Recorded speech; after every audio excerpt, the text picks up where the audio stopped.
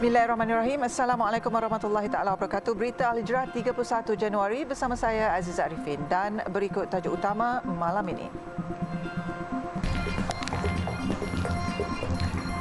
2 hari hilang, pendaki wanita ditemui. Juga hati-hati pilih pengelola jemaah haji.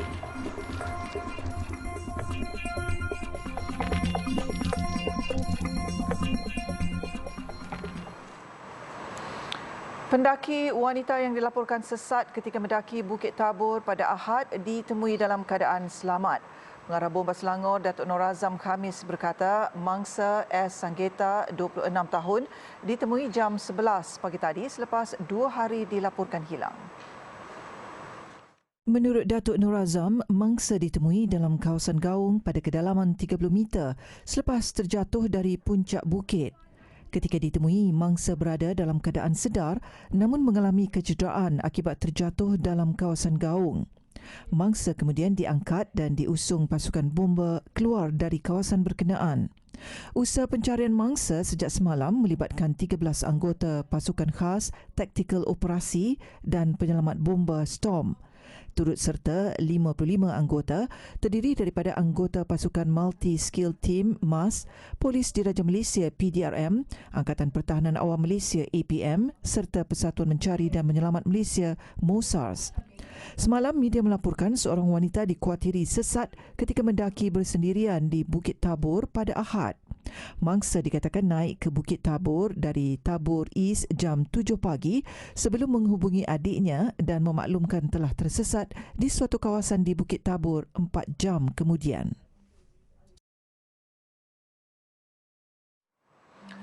Menjelang musim haji 1444 Hijrah, bakal jemaah haji diingatkan agar berhati-hati dan hanya memilih pakej yang disediakan oleh syarikat pengelola jemaah haji PJH yang dilesenkan oleh Lembaga Tabung Haji TH sahaja.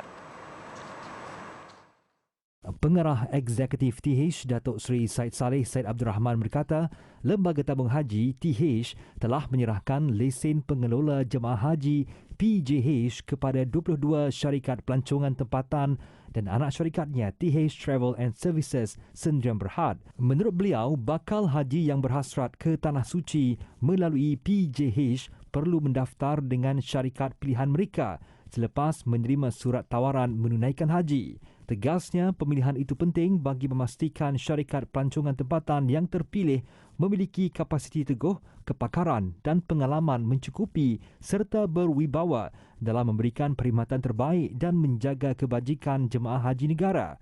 Jelas beliau, syarikat pelancongan berdaftar boleh memohon untuk menjadi PJH yang berlesen dan dipilih secara tahunan setelah memenuhi syarat-syarat ditetapkan. Malah katanya, musim haji kali ini terdapat syarikat PJH yang baru diluluskan lesen bagi memberi lebih banyak pilihan kepada bakal haji. Beliau berkata kesemua wakil syarikat terlibat telah diberi taklimat mengenai terma dan syarat perkhidmatan pakej musim haji. Dalam pada itu, TH turut memberi amaran mana-mana individu atau agensi pelancongan yang mengiklankan, menawarkan atau mengelola perkhidmatan pakej haji tanpa mendapat kelulusan daripada TH boleh dikenakan tindakan undang-undang di bawah Seksyen 27 Akta Tabung Haji 1995. Untuk maklumat lanjut, orang ramai boleh merujuk kepada laman web rasmi TH www.tabunghaji.gov.my atau hubungi Pusat Panggilan Tabung Haji di talian 03 6207 1919. Kerajaan akan membina Dewan bagi menempatkan Pusat Pemindahan Sementara PPS kekal di lokasi sekolah yang kerap terkesan banjir di seluruh negara. Timbalan Perdana Menteri Datuk Seri Dr. Ahmad Zahid Hamidi berkata perkara itu akan dilaksana menerusi kerjasama pintar antara Agensi Pengurusan Bencana Negara NADMA dan pihak sekolah. Katanya, untuk permulaan, 8 sekolah telah dikenal pasti di Mersing dan Batu Pahat untuk dibangunkan Dewan bagi dijadikan PPS tetap. Maka smart partnership antara NADMA dan juga pihak sekolah akan dilakukan dan kita dah mulakan di 8 sekolah dahulu, tapi di Johor ini di Mersing dan di Batu Pahat, khususnya di Parlimen Perak Serong, kita akan lakukan untuk membina dewan-dewan sekolah yang akan dijadikan PPS tetap bagi sekolah itu, dan artinya di luar musim banjir dewan-dewan itu akan dapat digunakan oleh pihak sekolah, ya, terutamanya untuk aktiviti sekolah. Beliau berkata demikian ketika melawat mangsa banjir di Pusat Pemindahan Sementara PPS Dewan Orang Ramai Seri Medan, Batu Pahat, Johor. Dalam pada itu, kerajaan memperuntukkan 7 juta ringgit sebagai quick win situation menangani banjir di Batu Pahat, Johor. Ahmad Zahid berkata 5 juta ringgit bagi kegunaan pam-pam air, manakala 2 juta ringgit bagi kerja-kerja mengorek sampah dan lumpur parit tersumbat. Kedua-dua usaha itu akan dikendali Jabatan Pengairan dan Saliran JPS serta NADMA dalam tempoh seminggu atau 2 minggu lagi. Tambahnya, Batu Pahat juga memerlukan jumlah berbilion ringgit sama seperti di Mersing untuk mengatasi banjir jangka panjang menerusi rancangan Tebatan Banjir RTB.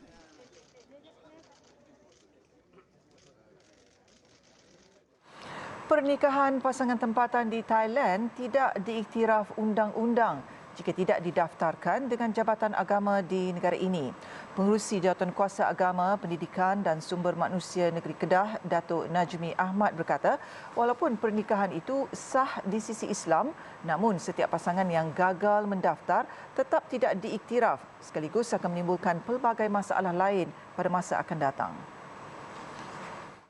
Kalau sekiranya ada surat pengesahan daripada kaunsil kita di sana ataupun pihak yang berwajib di sana, memang diakui benar atau itu sah. Cumanya diwajibkan cara ini untuk daftar di sini bagi membolehkan urusan-urusan seterusnya dalam pengurusan keluarga. Umpamanya kalau tak didaftarkan, anak-anak tu susah nak didaftarkan untuk dapat surat beranak dan sebagainya. Justru, katanya, pengesahan dan pendaftaran di pejabat agama amat penting sekembali pasangan tersebut ke tanah air. Beliau berkata demikian ketika ditemui selepas merasmikan Bazar Buku Kedah di Alor Star. Mengulas lanjut, Datuk Najmi berkata pernikahan di luar negara tanpa kebenaran daripada pihak berkuasa tempatan akan menjadi satu kesalahan dan boleh dihukum. Menurutnya, selagi tidak disahkan oleh mahkamah, selagi itulah pasangan terbabit dianggap tidak berkahwin dan tiada sebarang rekod perkahwinan di negara ini.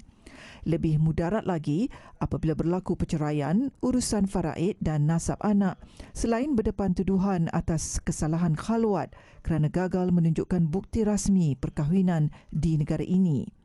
Beliau berkata kebiasaannya pasangan yang berkahwin di Thailand adalah kerana ingin berkahwin lebih daripada satu tetapi enggan meminta persetujuan isteri pertama. Justru, beliau menasihatkan pasangan yang ingin bernikah agar mematuhi undang-undang dan mengikut saluran yang betul.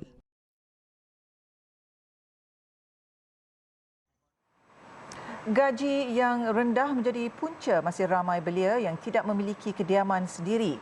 Ini kerana walaupun terdapat banyak rumah mampu milik, belia masih tidak mampu untuk memilikinya. Tinjauan kru Berita Al-Hijrah di ibu kota mendapati ramai belia yang kecewa kerana tangga gaji yang rendah membuatkan mereka tidak layak untuk membuat pinjaman. Belia yang ditemui menyatakan disebabkan faktor itu mereka terpaksa memikirkan alternatif lain iaitu dengan menyewa bilik kerana desakan ekonomi terutama di ibu negara. Kalau ikut gaji sekarang, rumah mampu milik, dia mampu milik untuk siapa sebenarnya? Betul tak? Belia pun gaji starting memang tak boleh nak beli rumah terus. Saya akan sewa bilik atau sewa apartmen. Tapi kalau nak beli rumah dengan gaji sekarang ni memang tak boleh lah. Rumah mampu bilik sekarang ni bagi saya masih lagi mahal dan saya tidak mampu membeli rumah tersebut kerana faktor gaji juga. Jadi saya berharap pihak bertanggungjawab dapat menyelesaikan masalah ini supaya kita semua dapat memiliki rumah masing-masing. Saya sebagai belia, pada pandangan saya adalah rumah mampu milik sekarang ni hanyalah sekadar atas nama. Sebab sekarang ni kebanyakan belia muda dengan gaji yang minimum masih lagi tidak mampu untuk memiliki rumah yang dikatakan mampu milik lah. Jadi pada pandangan saya, kerajaan perlu menitik beratkan lagi untuk membantu memudahkan para belia untuk memiliki rumah sendiri.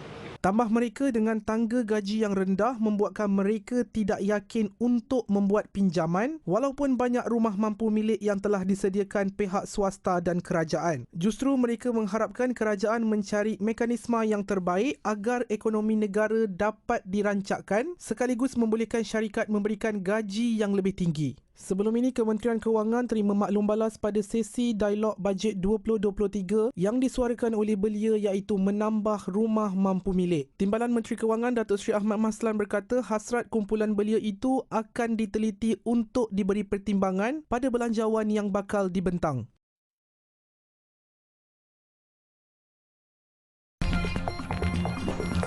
Kulit rapuh sejak lahir. Alhamdulillah, bertemu kembali. Kerajaan akan melancarkan Dasar Pendidikan Tahfiz Negara 2.0 DPTN 2.0 pada 11 Mac depan. Timbalan Perdana Menteri Datuk Seri Dr. Ahmad Zahid Hamidi berkata, DPTN 2.0 itu akan dilancarkan sendiri oleh Perdana Menteri Datuk Seri Anwar Ibrahim yang bakal juga menghimpunkan 23,000 hufaz dari seluruh negara.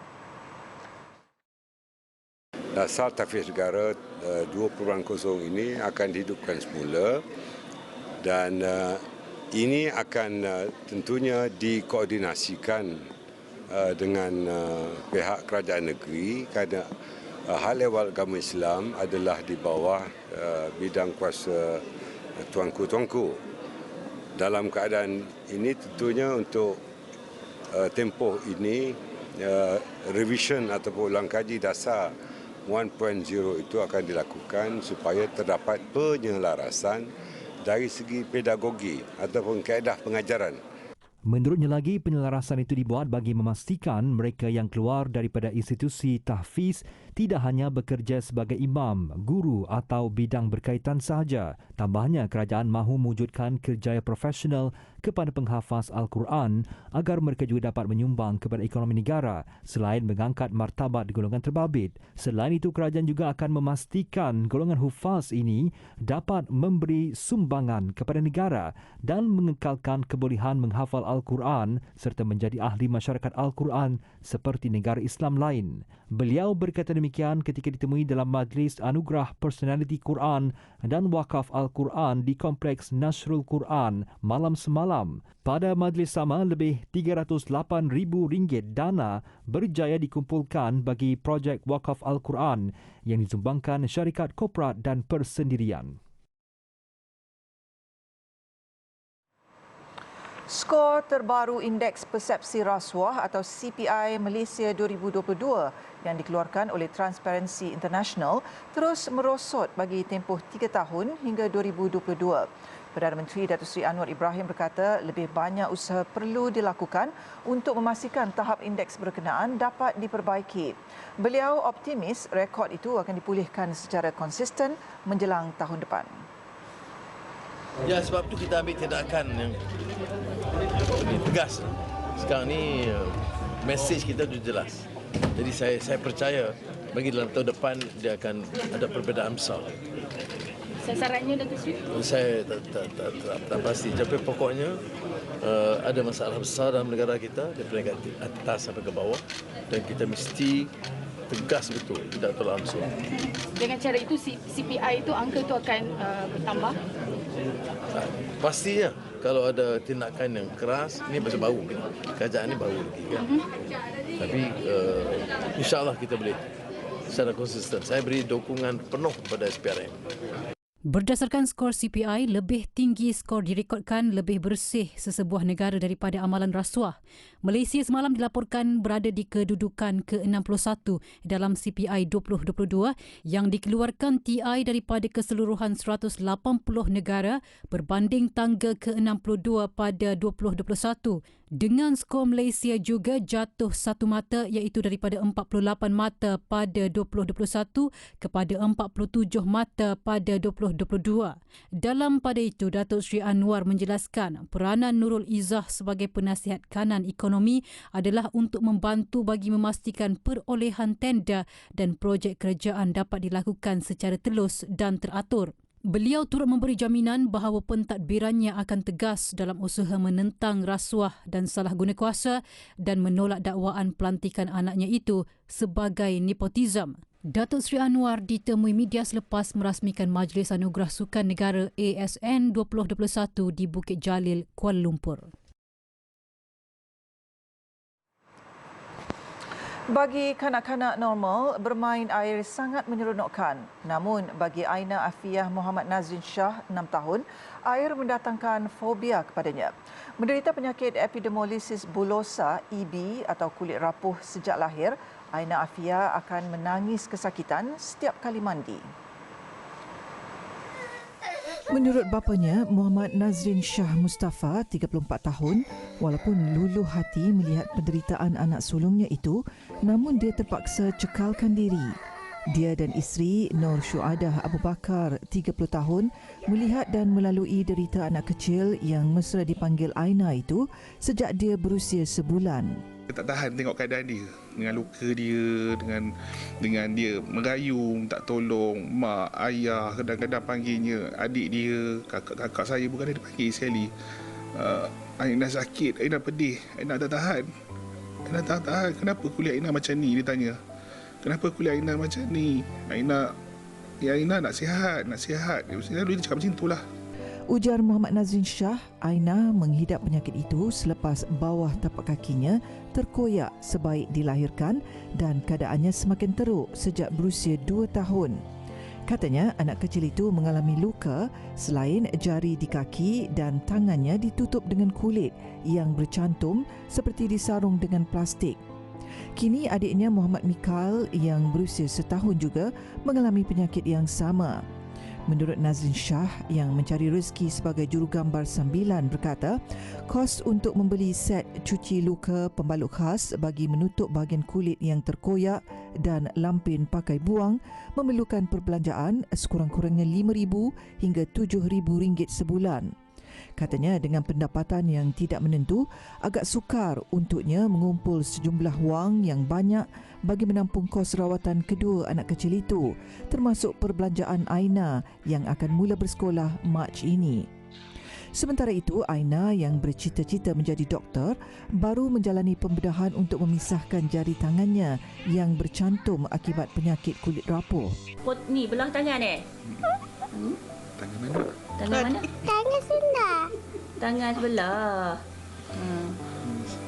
Seronok nak pergi sekolah? Seronok. Seronok. Nanti sekolah nak jumpa dengan siapa? Kawan. Kawan. Lagi nak jumpa siapa? Cikgu. Cikgu. Sebab nak jadi apa? Nak pandai? Nak jadi apa? Cita-cita tadi nak jadi apa? Doktor. Doktor. Pandai. Orang ramai yang ingin membantu anak-anak kecil ini boleh menyumbang ke akaun Muhammad Nazrin Shah 162085541395 Maybank atau hubungi talian 0113651246.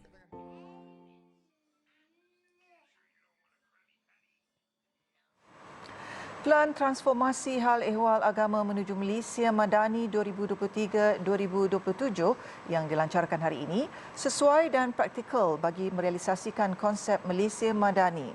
Menteri di Jabatan Perdana Menteri Hal Ehwal Agama, Datuk Muhammad Naim Mokhtar berkata, pelan yang turut dikenali sebagai Pelan Transformasi Al-Falah itu berlandaskan 5 teras, iaitu membabitkan pentadbiran Islam mampan, kesejahteraan insan, kemuliaan syariah, kepimpinan berdaya cipta dan kehormatan institusi Islam.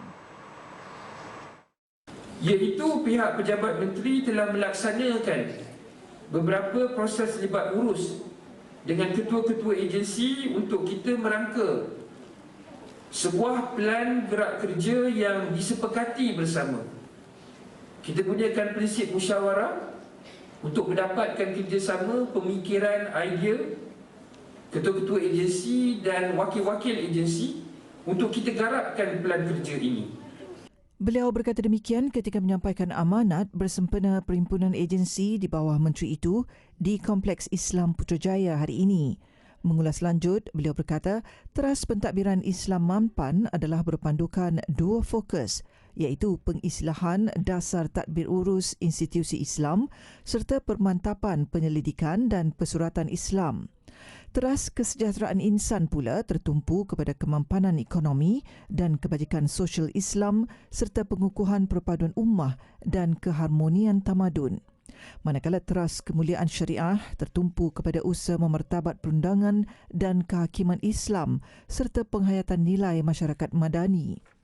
Bagi teras kepimpinan berdaya cipta pula, antaranya memeta fokus pengukuhan kepimpinan generasi muda dan komuniti serta pemerkasaan kesenian Islam.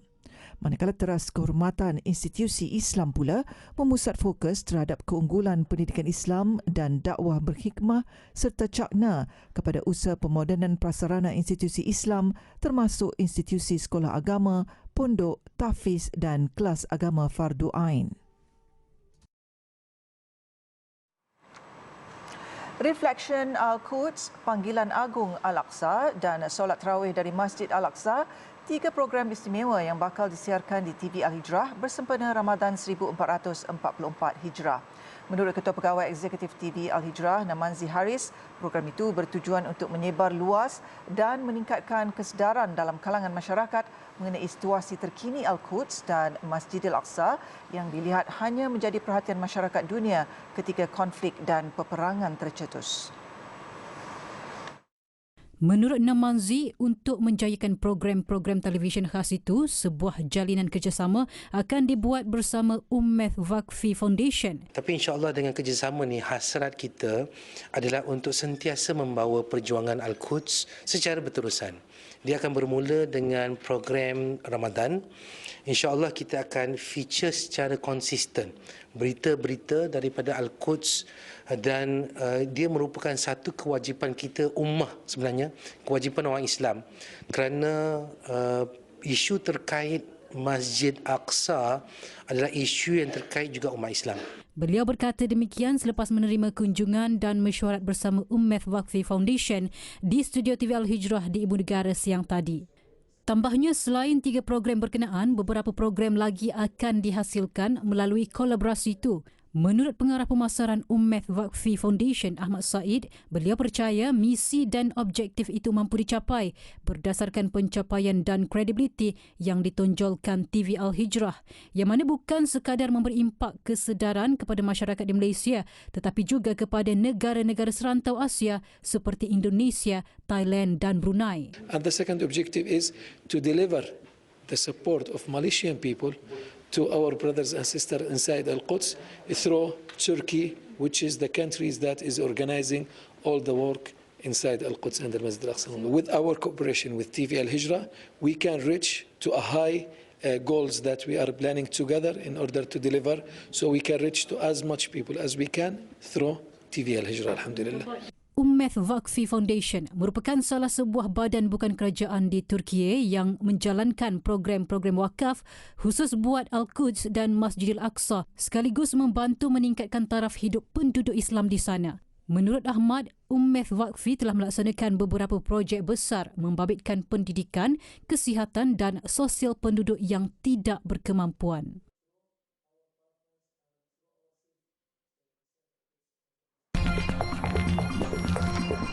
Lelaki maut dihempap tandas.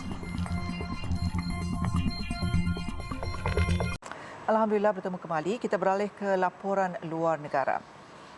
Perancis mengekal keputusan umur persaraan baru kepada 64 tahun berbanding 62 tahun ketika ini dan tiada lagi rundingan. Tindakan itu mencetuskan kemarahan Kesatuan Sekerja yang menyebabkan mogok besar-besaran diteruskan hingga menyebabkan Perancis lumpuh. Protes besar-besaran itu sudah berlangsung sejak pertengahan bulan ini di seluruh negara yang mahu kerajaan tidak menaikkan umur persaraan. Ketegasan kerajaan itu telah mendorong mereka meneruskan mogok. Perdana Menteri Perancis Elizabeth Borne sebelum ini berkata hasrat kerajaan itu tidak boleh dirunding lagi dan beliau turut menolak untuk melakukan sebarang perjumpaan berhubung perkara itu dengan mana-mana pihak terutama daripada Kesatuan Sekerja. Malah Borne juga tidak akan melayan gerakan Kesatuan Sekerja yang mahu melakukan protes besar-besaran dan mogok menentang pembaharuan umur pencen itu. Dalam pada itu, perkhidmatan kereta api berkelajuan tinggi yang menghubungkan banyak tempat terjejas teruk selepas tunjuk perasaan semakin memburuk. Servis berkenaan dijangka terkendala sehingga esok. Sebelum ini, kerajaan berkata cadangan perlu dilaksanakan bagi memastikan sistem pencen kekal sebagai dana masyarakat Perancis kerana jangka hayat mereka kini semakin meningkat manakala kadar kelahiran menunjukkan penurunan. Manakala dari sudut pekerja, mereka perlu bekerja lebih lama sebelum menerima pencen di bawah peraturan baharu itu. Seorang lelaki maut dihempap tandas hidrolik di West End, London. Kejadian berlaku ketika mangsa sedang mengendalikan unit tandas berkenaan. Kejadian berlaku sekitar jam 1.10 petang di lokasi yang terletak di antara Shaftesbury Avenue dan Charing Cross Road. 25 anggota bomber London bergegas ke lokasi kejadian. Operasi menyelamat turut mendapat bantuan polis dan menggunakan peralatan khas. Walaupun berjaya dikeluarkan, namun mangsa disahkan meninggal dunia. Pihak berkuasa melaporkan mangsa alami kecederaan parah selepas terperangkap di bawah tandas berkenaan. Tandas hidrolik itu diletakkan di bawah tanah dan akan dinaikkan ke jalan pada waktu malam untuk kegunaan orang ramai. Angka korban pengeboman masjid di Ibu Pejabat Polis di Peshawar semalam meningkat mendadak kepada 83 orang. Kebanyakan mangsa ditemui dalam timbunan runtuhan masjid. Ketika kejadian, lebih 400 jemaah berada di dalam masjid. Lebih 170 lagi cedera dan berada separuh daripadanya dalam keadaan kritikal. Suspek dilapor berjaya melepasi beberapa penghadang yang dikawal ketat pasukan keselamatan untuk memasuki zon merah yang menempatkan pejabat polis dan anti keganasan di Bandar Peshawar. Lokasi itu dilaporkan kawasan paling selamat namun berjaya dibolosi suspek. Suspek meletupkan dirinya di dalam dewan solat yang sesak dengan jemaah yang ketika itu sedang berdoa di barisan pertama jemaah. Letupan kuat itu menyebabkan bangunan atas runtuh dan menghempap jemaah di bahagian bawah dan tertimbus. Menurut pihak berkuasa, lebih 30 anggota polis maut dalam letupan ini. Sebelum ini, Taliban disyaki dalam pengeboman. Namun hari ini, kumpulan Tahrik-i-Taliban Pakistan dalam kenyataannya menafikan terlibat dan tiada kaitan dalam insiden itu. Sekian Berita Al Hijrah. Jangan lupa Berita Al Hijrah turut berada di pelbagai platform media sosial seperti Facebook, Twitter, YouTube, Instagram dan TikTok. Layari alhijrahnews.com untuk lagi kupasan mendalam berita dalam dan luar negara serta artikel eksklusif. Saya Aziz Arifin. Assalamualaikum dan selamat malam.